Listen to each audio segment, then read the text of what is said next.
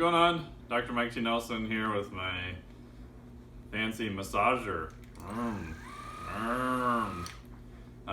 So one of the questions I had was, what are the best ways to use it?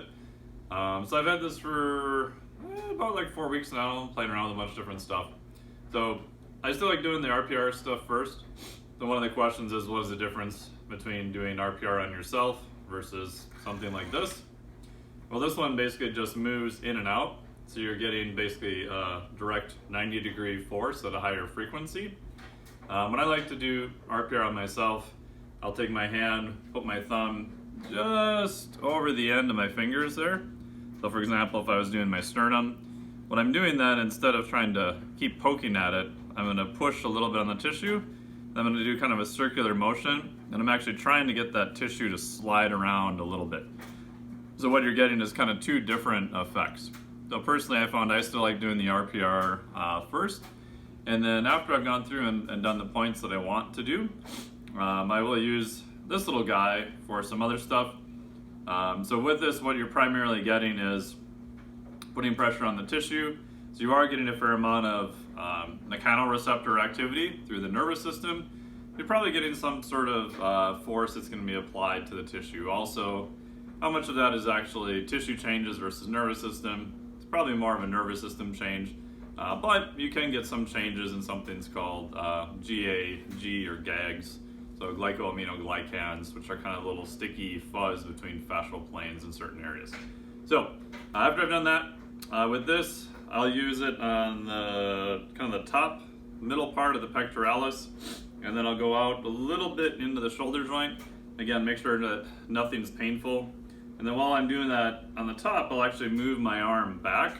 So I don't know if you'll be able to hear me when it's running, but so I'll be right through that area, and then I'm moving my arm back a little bit.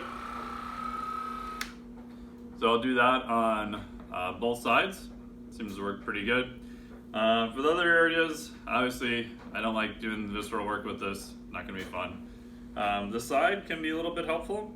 So if you find that spot between your ribs and the top part of your hip, you can do that area, but I would start really, really light because it's usually very, very sensitive. Kind of right between there, so you're kind of outlining the bottom, outlining the top, and then you can do that on both sides. The other part that I find is pretty helpful is the front part of the hip.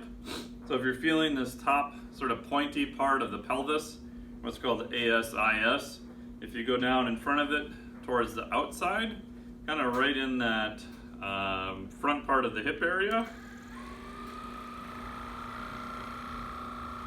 usually that's going to be relatively tight on people too. And then I'll go into the more of the side part of the hip.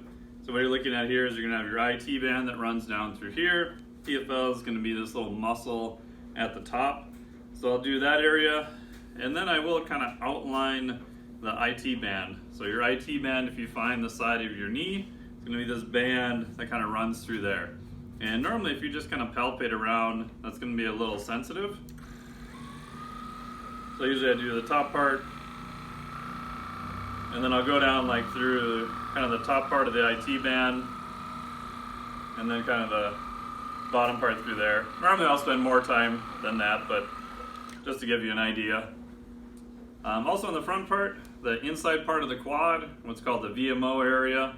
So if you find your knee, you can kind of palpate and feel that middle kind of pointy part. Again, I'm trying to use non-anatomical terms.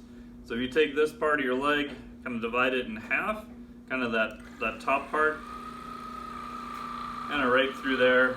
So normally you'll find that area gets to be kind of stuck in a lot of people. And if you want, I guess you can go through and do the top part of the quad and that area too. Same thing on both sides. And then on the back side, I find, if you find right where your pelvis comes into your waist, so kind of outlining that little part of the pelvis and a little bit around the SI joint area. So most people, it's going to be kind of a tight. When you're near the outside, you'll hit the QL area. If you want, you can kind of go up the rectus spinae, kind of up the back, and play around with that area. I have played around with the lats a little bit on the side. So where I'm going to go is rib cage and then be kind of right on the lat itself a little bit. So kind of right through there.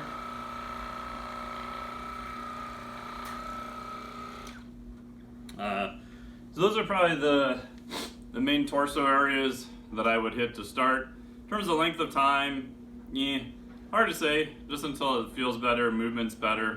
And then after I do that, I like to do some type of movement right away. So if you're getting better movement, a little bit of mobility, or just going in and doing your training, that way it kind of makes it a little bit more permanent to your nervous system. So those are the ones I would start with, and let me know how it goes.